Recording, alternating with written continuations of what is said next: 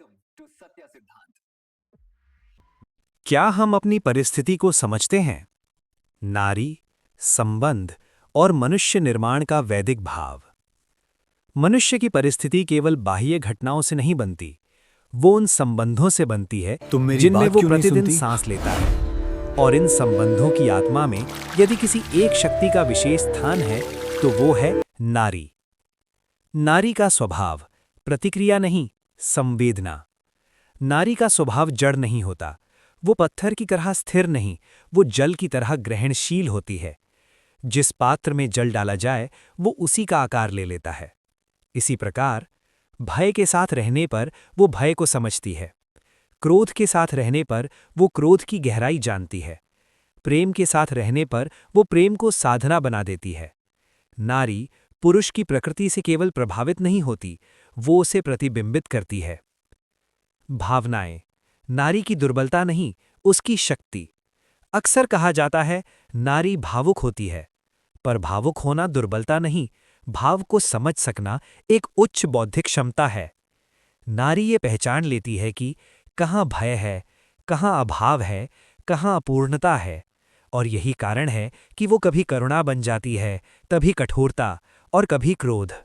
क्योंकि जहाँ गहरा प्रेम होता है वहीं क्रोध भी तीव्र होता है। जो अजनबी है उससे क्रोध नहीं होता, क्रोध उसी से होता है जिससे अपनापन हो। नारी Not केवल just a संगिनी companion, नहीं, but the architect of पहचान की identity. शिल्पकार। Middle-aged नारी Caucasian केवल woman घर not नहीं only manages संभालती, the home, वो she पुरुष also की shapes the सामाजिक social छवि भी image of गढ़ती man. है। एक पुरुष जैसा समाज में जाना जाता है, उसके शब्दों में, उसके व्यवहार में, उसके आत्मविश्वास में, अक्सर उसके पीछे एक नारी की दृष्टि छिपी होती है।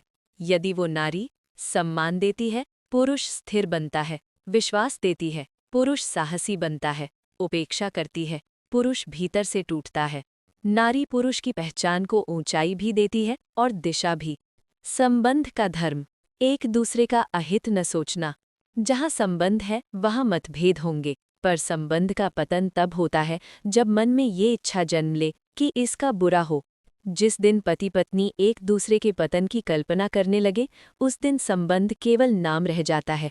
धर्म यही है, मतभेद हो पर मंगल की भावना न टूटे।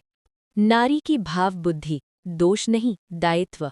नारी दूसरों की कमजोरी पहचान लेती है, ये उसका दोष नहीं, उसका कर्तव्य बोध है। वो उस अभाव को अपमान नहीं बनाती, सहयोग बनाती है, वो प्रेरित करती है। तुम और बेहतर हो सकते हो, तुम्हारे भीतर अभी बहुत शेष है। इसीलिए नारी केवल प्रेमिका नहीं, केवल पत्नी नहीं, केवल माता नहीं, वो मानव निर्माता है। आनंद का धर्म, संबंध, कर्म और निरंतर विकास। जैसे माता और शिशु का संबंध केवल रक्त का नहीं होता, वह आनंद की निरंतर यात्रा होता है। जब शिशु जन्म लेता है तब माता को उसका रोना भी प्रिय लगता है, पर वही शिशु जब बड़ा होता है तो वही रोना माता को आनंद नहीं देता। अब उसे शिशु की नई कला, नई चाल, नया शब्द आनंद देता है। ठीक उसी प्रकार गृहस्थी को भी, पत्नी को पति के, दोनों को एक दूसरे के नए कला और गुण का सम्मान करे। यही जीवन का शाश्वत नियम है। आनंद जड़ नहीं होता, वह विकसित होता है। यदि माता केवल उसी अवस्था से बंधी रहे, यदि वह कहे मुझे तो वही शिशु चाहिए जो गोद में पड़ा रहे, तो वह मातृत्व नहीं, मोह बन जाता है। यही नियम पति पत्नी, मित्रता और हर संबंध में लागू होता है। मुख्यतः यह है, नियम पति पत्नी में अधिक ध्यान देने योग्य है। संबंध का धर्म यह नहीं कि तू मुझे वैसे ही खुश करता रह जैसा पहले करता था। संबंध का धर्म है एक दूसरे को आगे बढ़ते देखकर प्रसन्न होना। यदि पत्नी किसी एक कार्य, किसी एक दिनचर्या से उब जाए, दूर जा रहे होंगे, तो पति का अग्निकन्या, कर्तव्य है कि वह लोभ, कहे अहंकार और आत्ममर्यादा से मुक्ति का कर्म पथ, अहंकार के रूप में और हीनता की अनुभूति के रूप में। जब मनुष्य ये मानने लगता है कि उसकी प्रतिष्ठा, उसका मान दूसरों की स्वीकृति से तय होगा, तभी उसका दुख प्रारंभ होता है। अहंकार से जन्मी हीनता। हीनता कोई प्राकृतिक अवस्था नहीं है, वो अहंकार की ही परछाई है। जो स्वयं को दूसरों से तौलता है, वही स्वयं को छोटा अनुभव करता है। अहंकार कहता है मुझे अधिक चाहिए, मुझे उनसे आगे होना चाहिए। और जब ये इच्छा पूरी नहीं होती तो वही अहंकार हीनता बनकर मन को जला देता है। परंतु स्वतंत्रता इस तुलना से ऊपर उठने में है। श्रेष्ठ का चयन ही वास्तविक स्वतंत्रता है। मनुष्य हर क्षण स्वतंत्र है, पर वो स्वतंत्रता का उपयोग हमेशा नहीं करता। स्वतंत्रता ये नहीं कि जो मन में आए वही किया जाए। स्वतंत्रता ये है कि जो उचित है, जो कल्याणकारी है, उसी का चयन किया जाए। जब मनुष्य अच्छे कर्म का चयन करता है तो वो आदतों का दास नहीं बनता। अग्निकन्या एक प्रतीक है। अग्निकन्या कोई देह नहीं, वो एक गुण है। अग्नि में जन्मी कन्या स्वर्ण को भी परखती है और राख को भी। उसके लिए धन आकर्षण नहीं, दिखावा मूल्य नहीं और लोभ मार्ग नहीं। अग्निकन्या बाहरी वैभव से नहीं डरती, क्योंकि उसका बल भीतर से आता है। वो जानती है जो चमकता है वो सत्य नहीं होता, और जो सत्य है वो चकाचौंध नहीं करता। धैर्य और तेज का संतुलन। अग्निकन्या का तेज जलाने के लिए नहीं, शुद्ध करने के लिए है। वो कठिनाइयों से भागती नहीं, उनमें तप कर और अधिक स्थिर हो जाती है। जहाँ साधारण मनुष्य प्रलोभन में बह जाता है, वहाँ अग्निकन्या अपने स्वरूप को बचाए रखती है। लोभ का परिणाम गुणों का क्षय। जो मनुष्य बाहरी दिखावे में फंसता है वो धीरे धीरे अपने आंतरिक गुण खो देता है। लोभ पहले दृष्टि को बिगाड़ता है, फिर निर्णय को और अंततः चरित्र को। और जब चरित्र खोता है तो उपलब्धियां खोखली रह जाती हैं।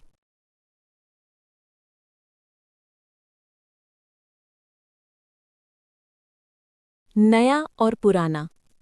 कर्म, भान और ऐश्वर्य का शाश्वत प्रवाह। जीवन की सबसे बड़ी विशेषता ये नहीं है कि वो हमें क्या दे चुका है, बल्कि ये है कि वो हमें हर क्षण कुछ नया देने की संभावना रखता है। जब जीवन में कुछ नया आता है, नया अवसर, नया विचार, नया संबंध या नया अनुभव, तो वो केवल वर्तमान को नहीं सजाता, वो अतीत के बोझ को भी हल्का कर देता है। नया क्यों पुराने को भुला देता है? मनुष्य अक्सर अपने बीते हुए अभावों को असफलता समझ बैठता है। वो सोचता है, मेरे पास तब ये क्यों नहीं था, मैं पहले ऐसा क्यों नहीं कर सका। परंतु सत्य ये है कि जो तब नहीं था वो आपकी अयोग्यता नहीं थी, वो केवल समय की प्रतीक्षा थी। जब नया आता है तो वो ये स्मरण कराता है कि तुम रुके नहीं थे, बस पकने की प्रक्रिया में थे। नया हमें ये विश्वास देता है कि जीवन अभी समाप्त नहीं हुआ, अभी उसमें विस्तार शेष है। अपना भान ऐश्वर्य का मूल। ऐश्वर्य केवल धन नहीं है, ऐश्वर्य वो अवस्था है जिसमें मनुष्य को ये भान हो जाए कि मैं अभाव का प्राणी नहीं हूँ, मैं संभावनाओं का पात्र हूँ। जिस दिन मनुष्य अपने भीतर के मूल्य को पहचान लेता है, उसी दिन उसका भान उसके ऐश्वर्य को बढ़ा देता है। जिसके भीतर हीनता है, उसके पास सब होकर भी कमी रहती है, और जिसके भीतर आत्मसम्मान है, वो कम में भी समृद्ध रहता है। कर्मफल विलंब हो सकता है, अन्याय नहीं। अक्सर मनुष्य कहता है, मैंने अच्छा किया, फिर भी परिणाम नहीं मिला। पर कर्म का नियम बाजार की तरह नहीं चलता, जहाँ तुरंत हिसाब हो जाए। कर्म बीज है, कुछ बीज शीघ्र फल देते हैं, कुछ समय लेते हैं, पर कोई भी सत्कर्म व्यर्थ नहीं जाता। नया अवसर, नई सहायता, नया उत्साह, ये सभी संकेत हैं कि पूर्व कर्म अब फल की ओर बढ़ रहे हैं। निरंतर प्राप्ति का भाव। जो व्यक्ति ये मान लेता है कि मुझे बार बार कुछ न कुछ मिल रहा है, वो जीवन से शिकायत करना छोड़ देता है। ये भाव ईर्ष्या को समाप्त करता है, असंतोष को शांत करता है और मन को स्थिर बनाता है। निरंतर प्रगति का अर्थ तेज दौड़ना नहीं, बल्कि रुकना ना छोड़ना है। आत्म परीक्षण, नया क्या जोड़ रहा है? हर नया अनुभव ये प्रश्न करता है, क्या ये मुझे अधिक विनम्र बना रहा है? क्या ये मेरे संबंधों को परिपक्व बना रहा है? क्या ये मेरे भीतर करुणा, धैर्य और विवेक बढ़ा रहा है? यदि उत्तर हाँ है, तो समझिए नया आपको ऊपर उठा रहा है, नीचे नहीं। रोज वही कर्म, वही दृश्य, वही शब्द आनंद नहीं दे सकते। मनुष्य की आत्मा सृजन चाहती है। जो व्यक्ति रोज नया आनंद खोजता है, नई कला, नया कौशल, नया कर्म, वह अकेला नहीं रहता। आनंद में डूबा व्यक्ति दूसरों को आकर्षित करता है, क्योंकि आनंद ऊर्जा है। जो स्वयं प्रसन्न है, उसके समीप रहना अपने आप सुखद हो जाता है। सच्चा आनंद क्या है, इसे पहचानना ही साधना है। सभी आनंद सत्य नहीं होते, कुछ केवल आदत होते हैं, कुछ केवल पलायन। सच्चा आनंद वह है जो आपको आलसी नहीं सजग बनाता है, जो आपको खाली नहीं पूर्ण करता है, जो आपको दूसरों से काटता नहीं जोड़ता है। जिस कर्म को करते हुए आपका मन हल्का हो, बुद्धि स्पष्ट हो और जीवन आगे बढ़े, वही आपका धर्म है। गृहस्थ के त्याग से कर्म पर विश्वास, कर्तव्य, भाव और आनंद का धर्म। मनुष्य का जीवन केवल सुख की खोज नहीं है, वह दुख की समझ से होकर आनंद की ओर जाने की यात्रा है। जब मनुष्य दुख में पड़ता है तो उसे ऐसा लगता है जैसे वो किसी ऐसे स्थान में फंस गया हो जहां से निकलने का कोई मार्ग नहीं। परंतु वास्तव में दुख का सबसे बड़ा कारण दुख स्वयं नहीं, बल्कि दुख से बचने की स्वार्थपूर्ण चेष्टा होती है। त्याग, दुख से पलायन नहीं, उससे ऊपर उठना। त्याग का अर्थ अपने आप को कष्ट देना नहीं है। त्याग का अर्थ है मैं अपने कर्म से किसी और को दुख न दूं और स्वयं भी दुख का पात्र न बनूं। जब मनुष्य स्वेच्छा से त्याग करता है तो दुख उसे निगल नहीं पाता, क्योंकि जो स्वयं कष्ट उठाने को तैयार है उसे कष्ट डराता नहीं। यही कारण है कि जो त्याग को जानता है वह दुख को केवल देखता है, भोगता नहीं।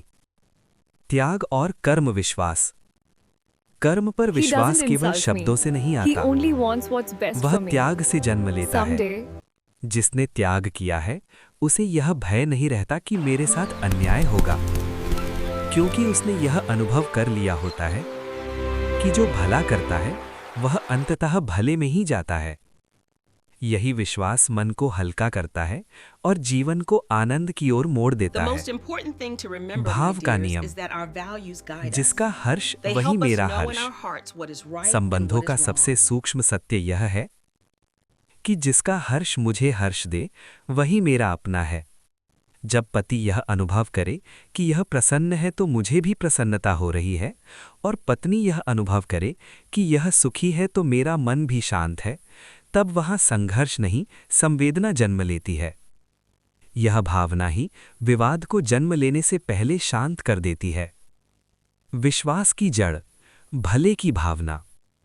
जब पत्नी यह अनुभव करती है कि यह मेरा अपमान नहीं करता, यह मेरा भला ही चाहता है, तो उसके भीतर एक मौन विश्वास जन्म लेता है कि कभी न कभी मेरा पति मेरा भला अवश्य करेगा। और यही विश्वास उसे उस भली बात को मान लेने की शक्ति देता है। बीच में चाहे कितनी ही कठिन बातें क्यों ना आएं, यदि भावना जुड़ी हुई है तो संबंध टूटता नहीं। यह ठीक वैसा ही है जैसे दो तरंगे एक ही जल में उठकर आपस में मिल जाती हैं। कर्तव्य, आनंद का सबसे शुद्ध स्रोत। मनुष्य प्रायः आनंद को अधिकार में खोजता है, जबकि आनंद कर्तव्य में छिपा होता है। माता पुत्र के लिए कर्तव्य करती है और उसी में उसका आनंद है। पति पत्नी के लिए, पत्नी पति के लिए जब कर्तव्य बोध से सेवा करते हैं तब वह सेवा धर्म बन जाती है। यदि सेवा में कर्तव्य नहीं तो वह केवल दिखावा है, और जो कर्तव्य में कार्यशील नहीं उसे ठीक वैसे ही कहा जाएगा। सब पार्ट्स हैं पर सिस्टम वर्किंग में नहीं है। धर्म की कसौटी। धर्म वहाँ नहीं जहाँ केवल नियम हो, धर्म वहाँ है जहाँ त्याग है, भला करने की भावना है, एक दूसरे के सुख में अपना सुख देखने की दृष्टि है। कल्याण का पथ, दाम्पत्य, आत्मबोध और विश्व हित का धर्म। कल्याण केवल सुविधा का नाम नहीं है। कल्याण वो अवस्था है जहाँ मनुष्य का जीवन अपने लिए नहीं, सबके लिए अर्थपूर्ण हो जाता है। पति और पत्नी की यात्रा तभी पूर्ण होती है जब वो केवल एक दूसरे के सुख तक सीमित न रहे, बल्कि उससे आगे बढ़कर समस्त जीवन के मंगल की ओर उन्मुख हो। कल्याण का प्रथम सूत्र, भले की खोज। मनुष्य जिस दिशा में चलता है उसी दिशा में उसका जीवन ढलता है।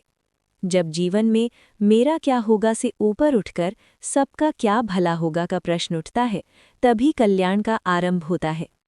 इसी भाव का प्रतीक है सरस्वती, जो केवल विद्या नहीं देती बल्कि विवेक देती है। विवेक जो ये सिखाता है कि समृद्धि केवल संग्रह से नहीं, सद्भाव से आती है। आत्मबोध, सब में स्वयं को देखना।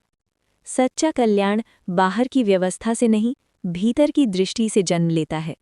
जब मनुष्य ये अनुभव कर ले कि ये सभी प्राणी मेरी ही आत्मा का विस्तार है, तब वो किसी का अहित कर ही नहीं सकता। जिस प्रकार माता अपने सभी बच्चों को एक ही दृष्टि से देखती है, उसी प्रकार आत्मबोध से जागृत मनुष्य समस्त जीवों में अपना ही अंश पहचान लेता है। संस्कार और संतान, भविष्य की धरोहर।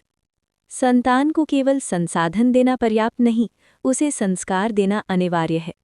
यदि बच्चे को ये विवेक मिल जाए कि क्या उचित है और क्या अनुचित, तो वही शिक्षा उसका जीवन पथ बन जाती है।